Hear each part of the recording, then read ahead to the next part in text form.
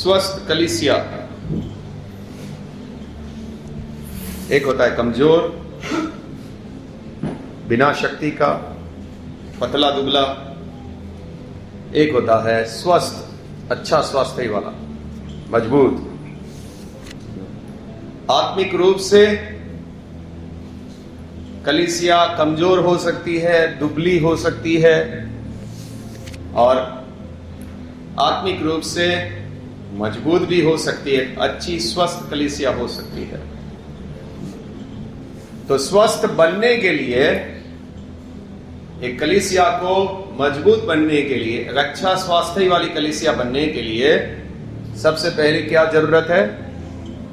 कौन सी चीज से वो बढ़ पाएगी? हाँ, बाइबल का ज्ञान से वो कलीसिया मजबूत हो जाएगी। उसको हर परिस्थिति में ज्ञान है क्या करना है। जितना ज्यादा ये बाइबल का ज्ञान वो प्राप्त करती है और उसके अनुसार जीवन जीना शुरू करती है, वो आत्मिक रीति से मजबूत होती है। तो पहली बात, परमेश्वर का वचन जो उसको पवित्र जीवन जीना सिखाता है, बुद्धिमान बनाता है, कौन सी चीज नहीं करनी चाहिए, कौन सी चीज करनी चाहिए, ये वचन के द्वारा वो सब ज्ञान प्राप्त करते हुए आत्मिक रूप से वो मजबूत बन जाती है। दूसरा हमने देखा, कौन सी बात? प्रार्थना। प्रार्थना क्या करता है? ज्ञान तो है, लेकिन उस वचन को लागू करने के लिए प्रार्थना जीवन के द्वारा हम उस वचनों को लागू कर सकते हैं। प्रार्थना से हम लोग, जो हमसे नहीं हो पा रहा, अभी भाई ने भी बोला 3 दिन का उपवास किया, जो भी मेरे जीवन में ठीक नहीं था उस बातों को लेकर। इस प्रकार से हम उपवास और प्रार्थना के साथ जब जीवन बिताते हैं, उसमें हमने देखा नियमित रूप से एक विश्वासी का प्रार्थना जीवन होना जरूरी है। कई प्रभु के सेवक, प्रभु के भक्त 3 टाइम प्रभु के सामने आते थे। उनका आत्मिक जीवन अच्छा होगा, स्वस्थ होगा, क्योंकि वो लगातार प्रार्थना कर रहे हैं। वो प्रार्थना करने से आप सांसारिक बातों से दूर रहते हैं, परीक्षाओं से दूर रहते हैं।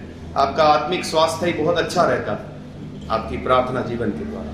तो दूसरा हमने देखा प्रार्थना, और तीसरा जो एक आत्मिक स्वास्थ्य के लिए होना चाहिए, कौन सी बात? एक दूसरे के द्वारा हम उन्नति प्राप्त करते हैं, एक दूसरे के सहायता से हम मजबूत बनते हैं। उसमें हमने सबसे पहला उदाहरण कौन सा लिया? कलीसिया क्या है? एक देह है, एक शरीर है। एक शरीर में एक अंग नहीं है, बहुत सारे अंग है, और हर एक अंग को एक दूसरे की जरूरत है, तभी ये शरीर काम कर पाता है। इसी प्रकार कलीसिया में भी हमको एक देह के बहुत सारे अंग बोला गया। हमें एक दूसरे की सहायता की जरूरत है, और उस एक दूसरे की सहायता करने के द्वारा हम एक दूसरे की उन्नति का कारण बन सकते हैं। दूसरा उदाहरण कौन सा लिया? हाँ, एक झुंड, एक ऐसा झुंड जो यात्रा में है। मैंने उदाहरण लेकर आपको बताया, इसमें इस यात्रा में इतने सारे दुख है, तो कितना ज्यादा जरूरी है कि इस झुंड एक दूसरे की सहायता करें, एक दूसरे की उन्नति का कारण बने, एक भी कमजोर ना पड़ जाए, यात्रा में आधी यात्रा से वो हट न जाए। एक दूसरे की सहायता की कितनी ज्यादा जरूरत है। इसी प्रकार तीसरा उदाहरण है कलीसिया के लिए, वो है परिवार। कलीसिया एक परिवार है। जैसे परिवार होता है, आपका अपना अपना परिवार होगा, दादा दादी होंगे, माँ बाप होंगे, इसमें बच्चे होंगे, भाई बहन होंगे, एक परिवार है। इसी प्रकार कलीसिया एक आत्मिक परिवार है। हम सब भाई बहन हैं, हम एक बाप के बच्चे हैं। उस एक बाप ने हमें आत्मा में नया जन्म दिया। हम सब के अंदर एक आत्मा है। उसके लिए कुछ वचन देखेंगे। इफिसियों 4:4-6। इफिसियों 4 4 से 6।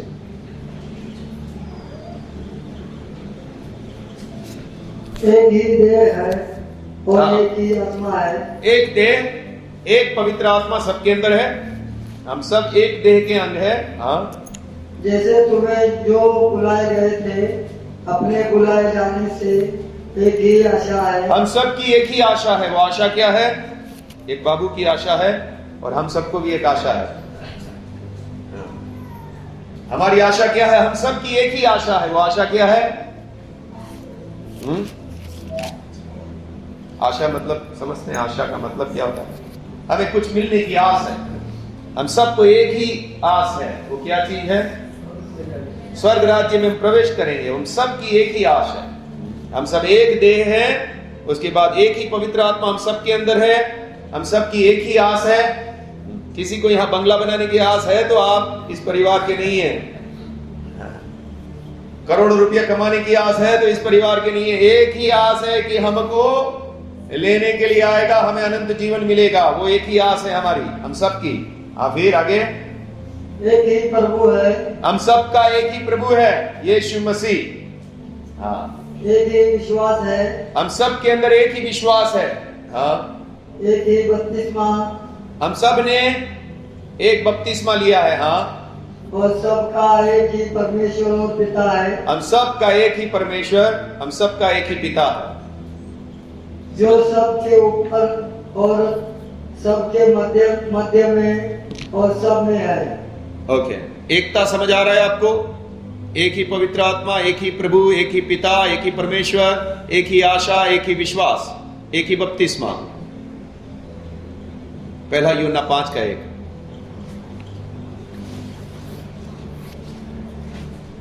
धीरज भाई, धीरज नाम है उसको, बोलो धीरज धरो, थोड़ा बैठ जाओ। हाँ, अच्छा बच्चा। हाँ जी, पढ़ेंगे। जिसका यह विश्वास है कि यीशु मसीह है, वह परमेश्वर से उत्पन्न हुआ है। जिसका यह विश्वास है कि यीशु ही मसीह है, और जो कोई वो परमेश्वर से उत्पन्न हुआ। क्या आपका यह विश्वास है कि यीशु ही मसीह है? हाँ, तो आप परमेश्वर से उत्पन्न हुए, परमेश्वर से पैदा हुए। आगे, जो कोई उत्पन्न करने वाले से प्रेम रखता है वह उससे भी प्रेम रखता है जो उससे उत्पन्न हुआ है। हाँ, अभी समझाने के लिए क्या बोल रहे हैं? अभी मेरी माँ ने मुझे उत्पन्न किया, मेरी माँ ने दूसरे को भी उत्पन्न किया। तो अगर मैं मेरी माँ से प्रेम रखता हूं तो जो एक और उत्पन्न हुआ है उससे भी प्रेम रखूंगा। इसी प्रकार हम सब परमेश्वर के द्वारा उत्पन्न हुए हैं और दूसरे भी जो उससे उत्पन्न हुए हैं उनसे भी मैं प्रेम रखूंगा। हम सब उसी एक बाप से पैदा हुए हैं। हाँ, ओके। उसके बाद पहला तीमुथियुस 3 उसका 15। पहला तीमुथियुस 3 उसका 15।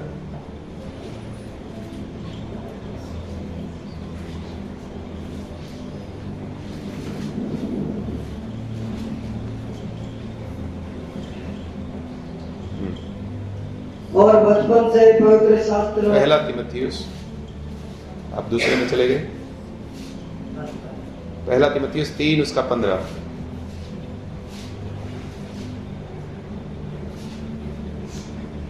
कि यदि मेरे आने में देर हो तो तू जान ले कि परमेश्वर के घराने में जो जीवते परमेश्वर की कलीसिया है और जो सत्य का खंभा और नींव है, कैसा बर्ताव करना चाहिए। कलीसिया क्या है? परमेश्वर का घर है। इस पृथ्वी पर परमेश्वर का घर कौन सा है? ये परमेश्वर का घर है। उसके बाद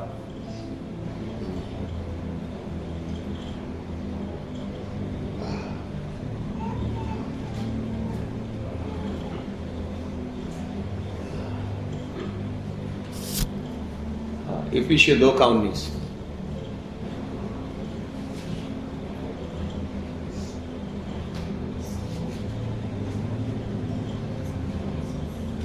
इसलिए तुम अब विदेशी और मुसाफिर नहीं रहे, परंतु पवित्र लोगों के संगी स्वदेशी और परमेश्वर के घराने के हो। हम परमेश्वर के घराने के हो गए। परमेश्वर का जो परिवार है उस परिवार में जुड़ गए। पहले कौन था? अन्य जाति जब प्रभु के परिवार में नहीं थे तो पहले कौन उनके परिवार में था? हाँ? हमारे आने से पहले अन्य जाति प्रभु के परिवार में आने से पहले उनके परिवार के कौन थे? इजरायली लोग। लेकिन जैसे ही अन्य जाति को मौका मिला हम भी उस परिवार में जुड़ गए, उसके घराने के हो गए।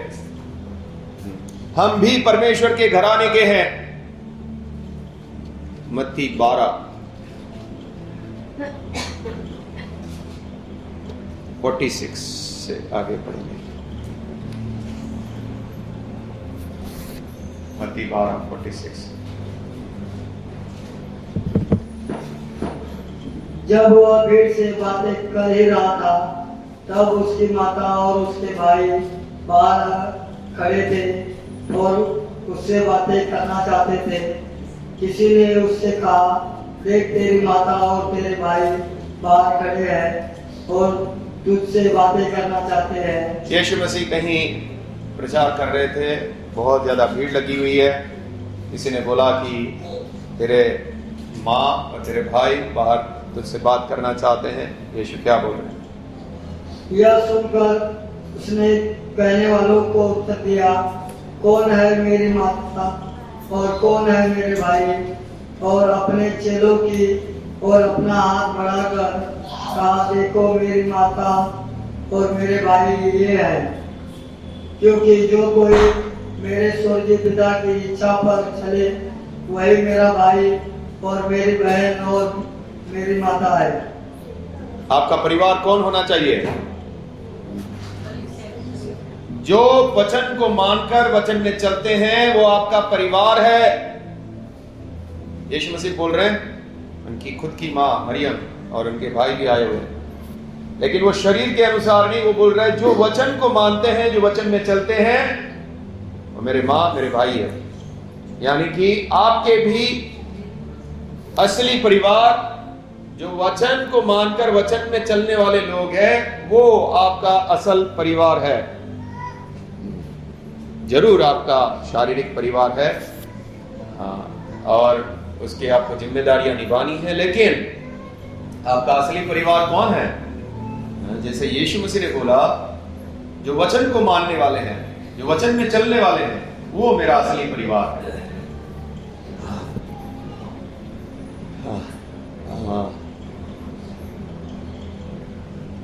एक और वचन, मत्ती 23:8।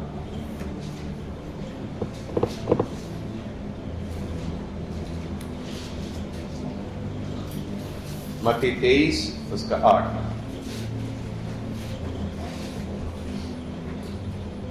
और अब तो तुम रब्बी न कहलाना, क्योंकि तुम्हारा एक ही गुरु है और तुम सब भाई हो।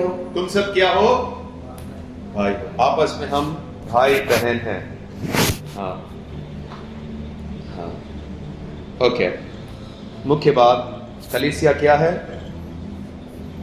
कलीसिया क्या है? एक परिवार है। हम संसार में देखते हैं अच्छा उदाहरण परिवार का। फिल्में आती है, अच्छे परिवार में इतना अच्छे से रहते। एक फिल्म आई थी, हम साथ साथ हैं। सब लोग देखकर बोलते अगर ऐसा रहते होते साथ, और मैं ऐसा मानता हूं, ऐसा रहते, पाप का स्वभाव नहीं होता तो ऐसा रह सकते थे। वो नहीं बताते कि उसमें पाप भी है भाई लोगों में। फिल्में तो ऐसे दिखाते जैसे वो लोग पापी है ही नहीं। तो फिर हम साथ साथ बन सकती है। लेकिन हम लोग चाहे तो एक अच्छा परिवार बनकर रह सकते हैं। एक अच्छा परिवार किस बात से बनता है? कौन सी बात होगी तो एक अच्छा परिवार बनेगा? प्रेम, एक सच्चा प्रेम है एक दूसरे के लिए, जिससे एक अच्छा परिवार बनता है। अधीनता, अपने माँ बाप का बात सुनते हैं बच्चे, और दादा दादी का बात सुनते हैं। फिर चिंता, एक दूसरे की चिंता। दादी होगी तो बच्चे की चिंता करेगी, वो कहाँ गया है, चिंता, हाँ, दुख और संकट में उनके साथ रहना, हाँ, अपने भाई के लिए, अपनी माँ के लिए, अपने बच्चों के लिए कुछ करूं, उनके लिए मैं एक सहायक के रूप में या उनके भविष्य के लिए मैं कुछ करूं। ये एक अच्छा परिवार का उदाहरण है। बच्चे माँ बाप को पूछे बिना कुछ करते नहीं है। अगर गुस्सा कर दिया माँ बाप ने तो उसका ऊंचा आवाज से बात नहीं करते हैं। दादी को या दादा को कुछ जरूरत है, तुरंत उसको पालन किया जा रहा है। एक अच्छा परिवार हमारे गुजरात में हम देखते हैं। कई सारे ब्राह्मण परिवार है, नागर एक जाति है हमारे यहाँ, उसमें सोनी लोग है। इस तरह की जाति में ऐसा काफी अच्छे से उन लोगों ने अच्छा डिसिप्लिन किया हुआ परिवार होता है। और एक बेकार परिवार क्या होता है, सब अपना अपना जी रहे, किसी को कुछ बोलने का नहीं,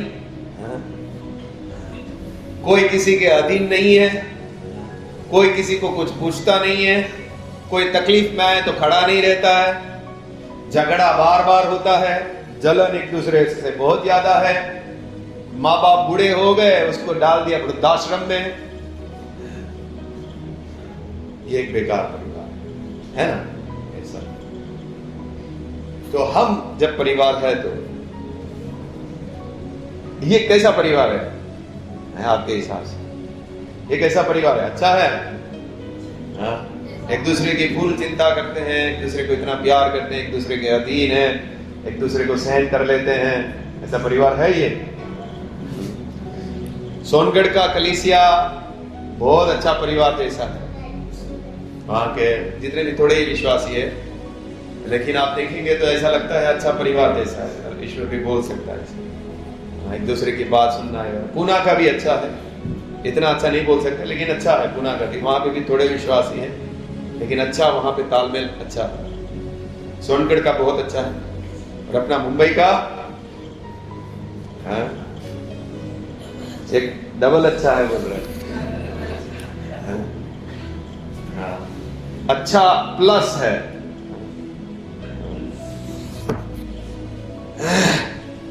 हमारी आत्मिक सफलता इस बात से है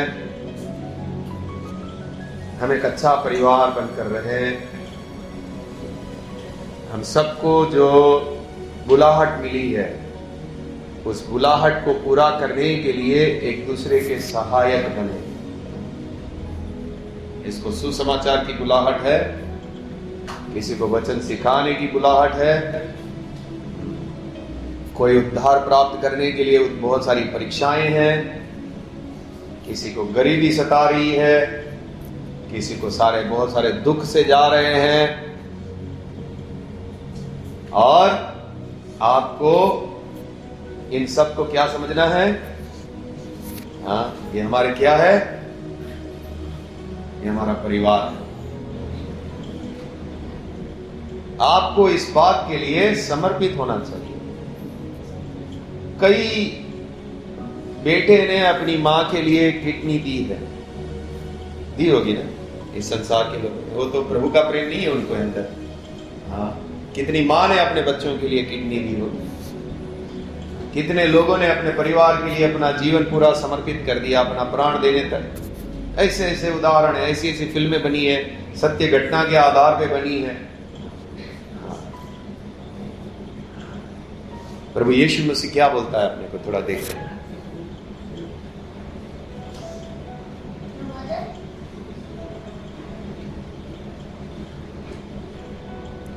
यूहन्ना 13:34 और 35।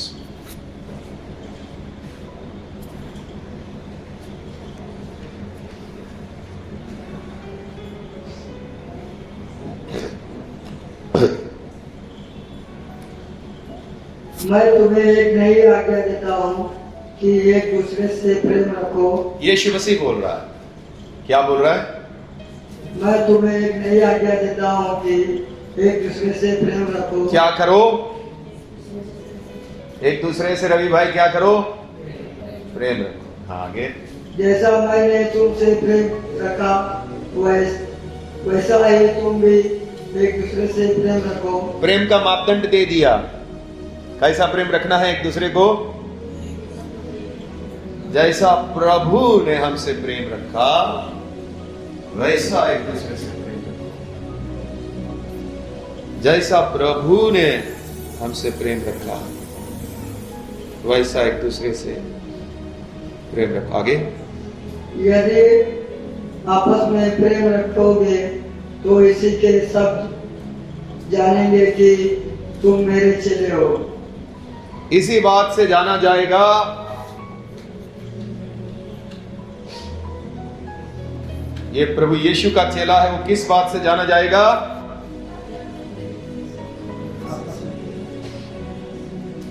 अद्भुत प्रेम करते हैं ये लोग आपस में, लेकिन अभी वही बात से आप पहचानने में नहीं आते हैं। इसी बात से आपको पहचाना नहीं जा सकता। वो चिन्ह नहीं है आपके अंदर। कोई और चिन्ह से मालूम पड़े तो पड़े, विश्वासी है करें। इसी बात से यीशु ने बोला कि लोग तुम्हें पहचाने ये यीशु के चेले हैं, क्योंकि ये आपस में एक दूसरे से प्रेम करते हैं।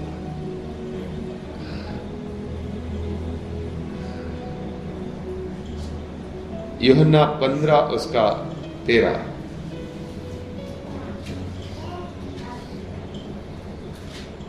इससे बड़ा प्रेम किसी का नहीं कि कोई अपने मित्रों के लिए अपना प्राण दे। इससे बड़ा प्रेम नहीं है अपना मित्रों के लिए अपना प्राण दे। कैसा प्रेम करना है? कैसा प्रेम करना है?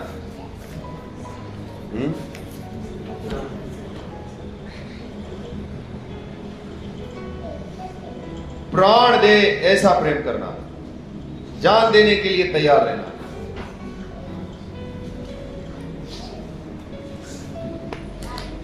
एक अच्छा परिवार बन के रहना, एक दूसरे की ऐसी चिंता है, एक दूसरे की बुलाहट के लिए, एक दूसरे की सहायता करने के लिए तत्पर है।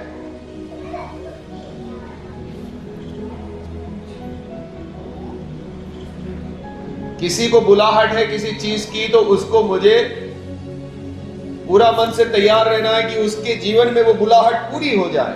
परमेश्वर की जो बुलाहट है उसको पूरा करने के लिए मैं उसके लिए क्या करूं। लेकिन हो ये जाता है कि किसी की बुलाहट है, प्रभु उसको आगे बढ़ा रहा है, तो हम क्या करने, शैतान हमको बोलता है मेरे पास आ, मैं तुझे इस्तेमाल करना चाहता हूं।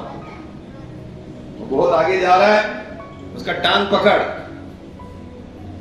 और हम बोलते हैं जी सर हम रेडी है।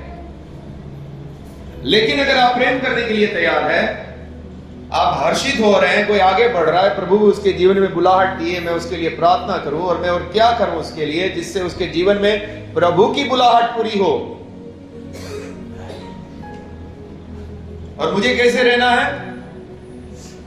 देखिए, अगर आप दास बनकर रहना नहीं चाहते हैं तो आपको जलन पकड़ेगा। आप अगर दास का स्वरूप लेना नहीं चाहते हैं तो आपको जलन होगा, कोई आपसे आगे बढ़ रहा है।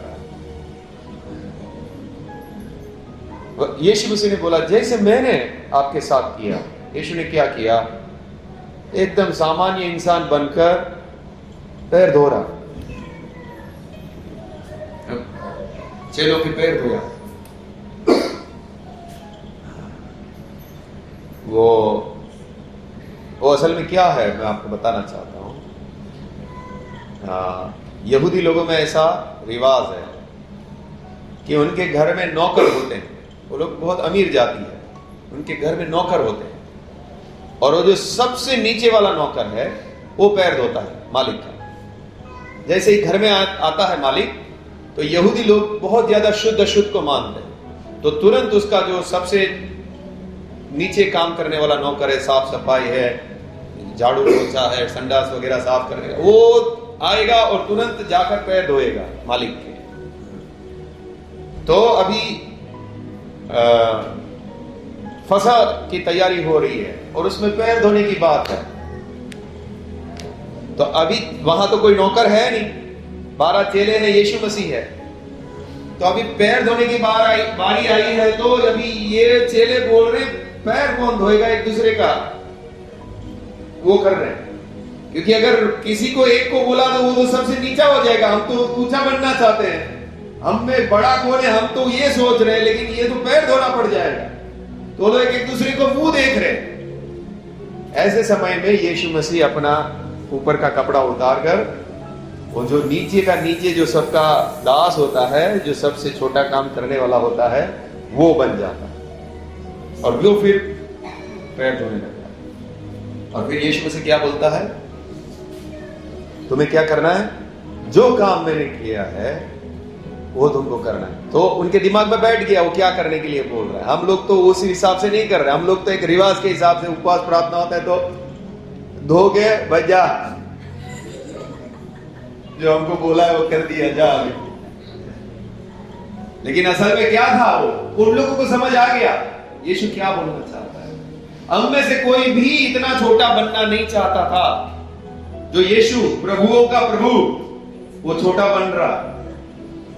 तो यीशु मसीह क्या बोल रहे, तुम आपस में यही करना है। क्या करना है, एक दूसरे के नीचे जाने की मनसा रखना है, ऊपर उठने की नहीं। मैं इससे बड़ा बन जाऊं, ये एक लड़ाई है, ये होना भी आसान नहीं है। इसमें से बहुत लोग नहीं कर पाएंगे। क्यों? क्योंकि वो मन ऐसा नहीं है। मन ऐसा है कुछ हमको आदर मिले भाई, हमको कोई आदर ही नहीं मिलता, हमको आदर चाहिए। ये स्वाभाविक मन है आपके अंदर। ये प्रार्थना सहित आप एक दास का स्वरूप ले सकते हैं। पैर धोना बड़ी बात नहीं है, छोटा बनना बड़ी बात, गंदा दिखना बड़ी बात है। हम लोग एक सेवक लोगों का मीटिंग होता था, बड़े बड़े आत्मिक रूप से बड़े नहीं लेकिन बड़े बड़े नाम वाले सेवक लोग जिनको बड़ा बड़ा बोला जाता था। महान तो वो है जो छोटा बनता है, वो महानता उन सेवकों में नहीं थी, मेरे अंदर भी नहीं थी। तो वो सेवक लोग सब इकट्ठे हो जाते थे, तो वहां पे प्रार्थना वरार्थना जोर जोर से सब हो जाता था। फिर खाना खाने की टाइम होता था और प्रभु भी देव कैसा फंसाता था। उसमें कुछ नए चेले होते हैं, जवान लड़के 2-3, और वहां पे डाइनिंग टेबल लगा है और डाइनिंग टेबल में 7-8 लोग आ सकते हैं। 3-4 लोग उसमें नहीं बैठ पाएंगे, उनको कहीं बाहर बैठना पड़ेगा या नीचे बैठना पड़ेगा। तो सब लोग भागते थे वो डाइनिंग टेबल पर बैठने के लिए कि हमको फिर उसमें गिना जाएगा छोटे में, क्योंकि बहुत सारी कलीसिया से लोग आए हैं, उसमें आदर नहीं मिलेगा, सम्मान नहीं मिलेगा। और मैं ये सब नाटक देखता था, मुझे बोला ये देखो क्या हो रहा है, और मैं भी भागता था उधर लेने के लिए कि मेरे को नीचा समझेंगे, मेरे को छोटा समझेंगे, आदर नहीं देंगे। समझ नहीं थी, मैं भी नया नया सेवक। महानता क्या है? नीचे बैठ जाना। मैं ही सबसे छोटा हूं, सबसे छोटा सेवक मैं ही हूं, मुझे आदर से कोई लेना देना नहीं है। और अगर ऐसा मन है तो आप कुछ कर सकते हैं कलीसिया के लिए। आप इस परिवार में किसी की भलाई के लिए कुछ उपयोगी बन सकते हैं। आपको तुरंत बुरा लग जाता है किसी भी बात का, छोटी सी भी बात का बुरा लग जाता है, कुछ नहीं कर पाएंगे। उद्देश्य बड़े नहीं है आपके, आप समर्पित नहीं है प्रभु के कामों के लिए, आपकी सोच बड़ी नहीं है। कई सारे लोगों ने अपना जीवन समर्पित किया है इसी बात के लिए कि मैं प्रभु के लोगों के लिए कुछ करूंगा। इस कलीसिया के जिस परिवार का मैं हिस्सा हूं, जिस शरीर का मैं अंग हूं, मुझे इस कलीसिया के लिए कुछ करना है। इसमें बहुत कुछ काम है, आप चाहे तो बहुत कुछ कर सकते हैं। आपको कुछ ना आने पर भी आप बहुत कुछ कर सकते हैं, मालूम है? आपका मन ठीक हो, बस आपके अंदर ये बातें समझ में आ रही हो, बस आप बहुत कुछ कर सकते हैं। एक परिवार में जैसे एक बाप के अंदर कितनी चिंता होती है अपने बच्चों के लिए, कितना ज्यादा सम्मान होता है अपने माँ बाप के लिए। सबसे बड़ी बात, देखिए एक वचन हम देखते हैं,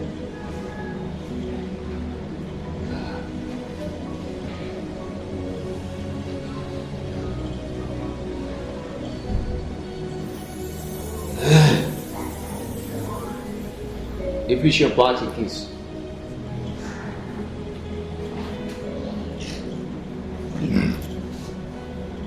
इफिसियों 5:21।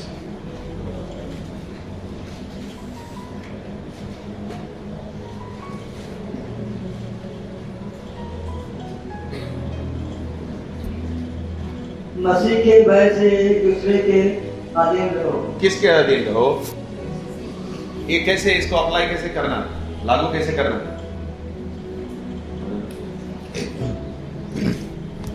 मसीह के भय से, डर के, प्रभु को अच्छा नहीं लगेगा, उस डर से क्या करना है?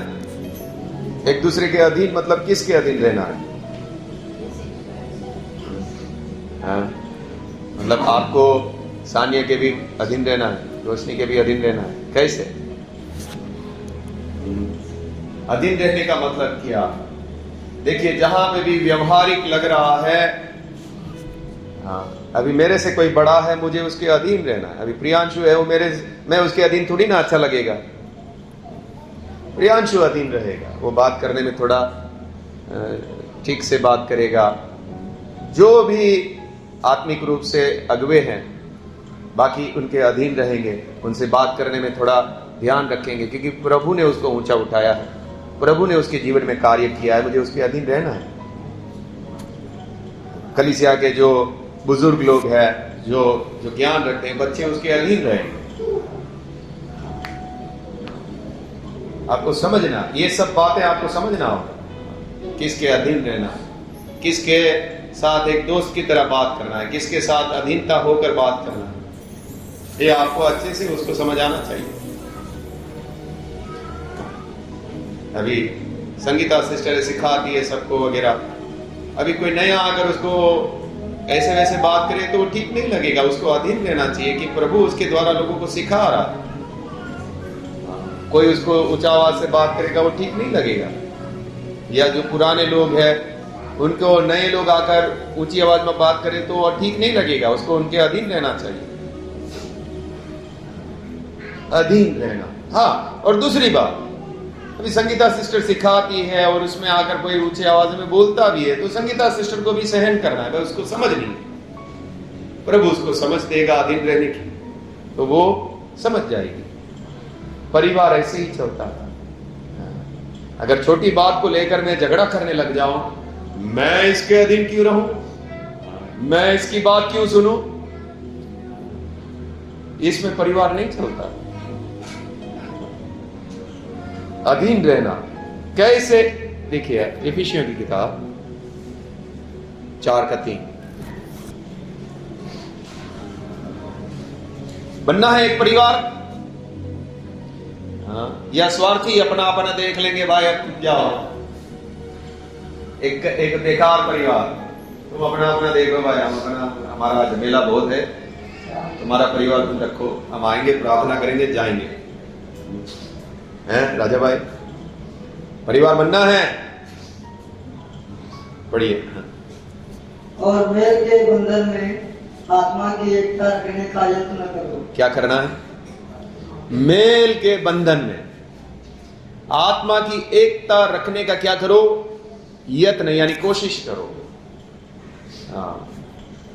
हम मेल मिलाप से रहेंगे, ये मेल का बंधन टूटने ना पाए, मेल मिलाप टूटने ना पाए, उस पवित्र आत्मा की जो एकता है कलीसिया को, उसको भंग नहीं करेंगे। कुछ भी हो जाए हम भंग नहीं करेंगे। शुरू की कलीसिया, जब कलीसिया की शुरुआत हुई थी, पिंतेकुस्त के दिन पवित्र आत्मा उतरा और बहुत एकता में चल रहे थे लोग, सब कोई बहुत अद्भुत रीति से एकता में चल रहे हैं। शैतान ने एकता को भंग करने के लिए आइडिया लगाया। वो आइडिया देखो क्या हुआ, प्रेरितों की काम परिवार में गड़बड़ी करने के लिए शैतान ने कुछ किया।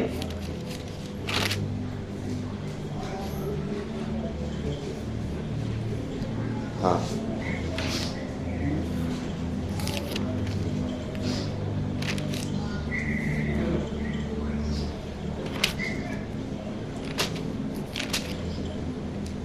हाँ, हाँ, कितना समय पहले? पौने एक तक नहीं चलेगा? 10 मिनट एक्स्ट्रा दे दो, 12:40 तक दे दो। हाँ,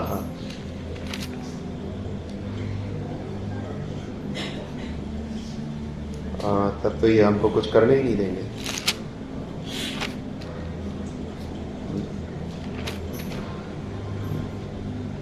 हाँ जी, ओके। 6:1 से पढ़िए। देखिए क्या क्या होता है परिवार में, क्या हो गया देखिए। 6:1 से पढ़िए। उन दिनों में जब चेलों की संख्या बहुत बढ़ने लगी, तब यूनानी भाषा बोलने वाले इब्रानी भाषा बोलने वालों पर कुड़कुड़ाने लगे। हाँ, अभी उसमें क्या हो गया, मराठी भी है, गुजराती भी है, तो आपस में कुड़कुड़ाने लगे। कुड़कुड़ाने का मतलब क्या था देखिए। हाँ, ये प्रतिदिन की सेवा में हमारी विधवाओं की सुधि नहीं ली जाती। ओके, अभी बात क्या है, पास्टर गुजराती है तो गुजराती लोगों पर ज्यादा ध्यान दिया जाता है, बाकी लोगों पर ध्यान नहीं दिया जाता है, बाकी विधवाओं पर ध्यान नहीं दिया जाता है।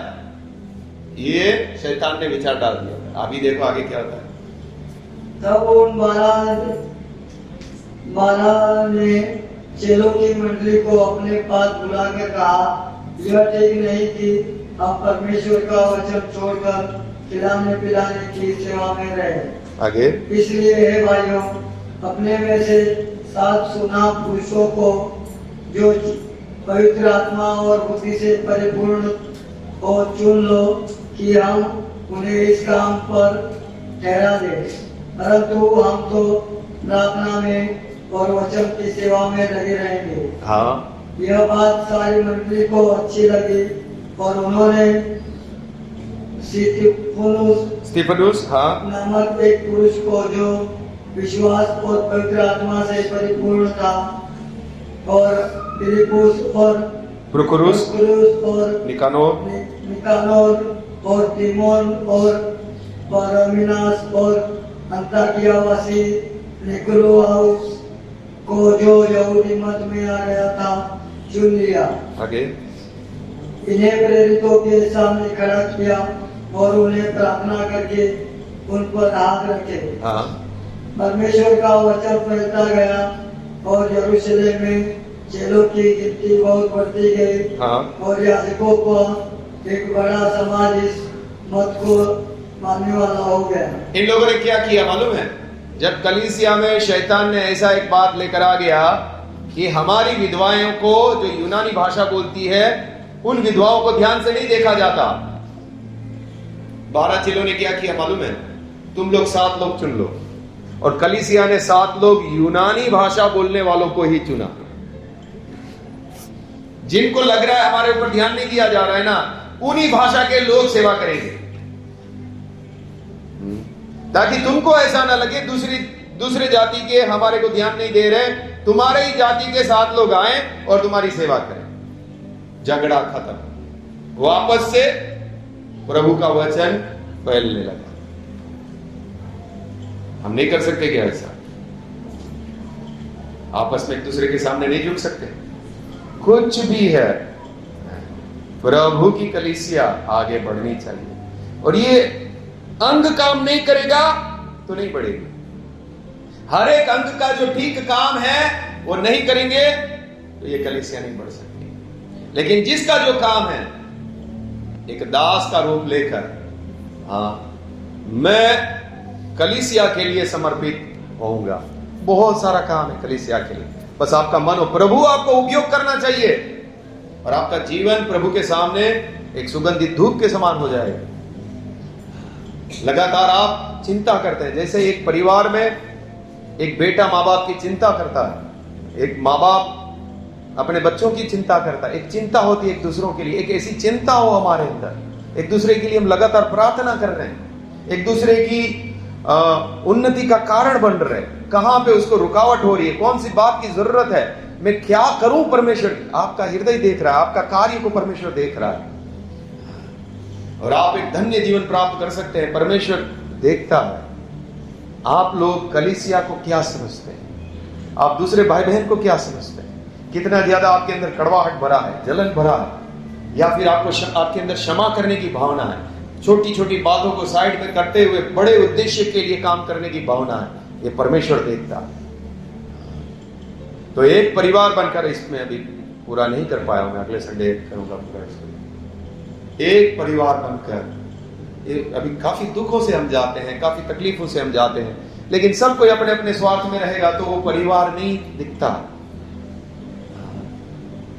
सब कोई किसी के बारे में सोचना नहीं चाहता, किसी के बारे में प्रार्थना नहीं करना चाहता, जिसकी जो बुलाहट, मुझे वो व्यक्ति पसंद नहीं है, मुझे वो पसंद नहीं है, वो ऐसा बात करता है, वो वैसा, इसी में फंसे रह जाएंगे। पूरी दुनिया इसमें फंसी है। आप भी प्रभु को पाकर भी अगर इसमें फंसे हुए हैं तो एक परिवार का काम कभी नहीं कर पाएंगे। जो यीशु ने बोला, जैसा प्रेम मैंने तुमसे किया तुम भी एक दूसरे करो, ये कभी नहीं कर पाओगे आप। जैसा मैंने एक दास बनकर एक दूसरे का पैर धोया, तुम ऐसा नहीं कर पाओगे। एक छोटा बनने का मन नहीं रख पाओगे। लोग मेरे द्वारा आगे बढ़े, प्रभु मुझे इस्तेमाल करे, मैं छोटा ही रह जाऊं, बाकी लोग आगे बढ़े, मैं ऐसी सेवा करूं, तब प्रभु बोलता है इस तरह के लोग महान हैं। ठीक है, प्रार्थना करें।